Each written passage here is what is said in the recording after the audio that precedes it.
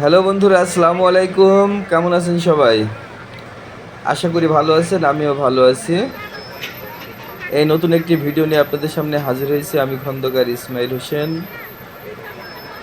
আপনারা দেখতে পাচ্ছেন আমি আজকে চলে এসেছি আজিমনগর রেলওয়ে স্টেশন। এটা নাটোর জেলার অন্তর্গত আজিমনগর।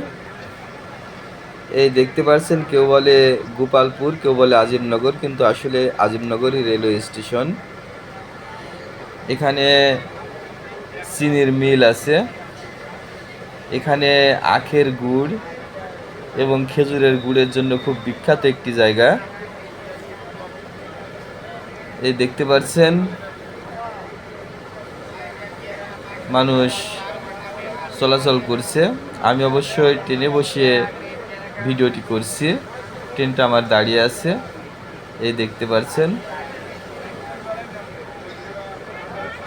তো বন্ধুরা, ভিডিওটি যদি ভালো লেগে থাকে লাইক শেয়ার কমেন্ট করে পাশে থাকবেন।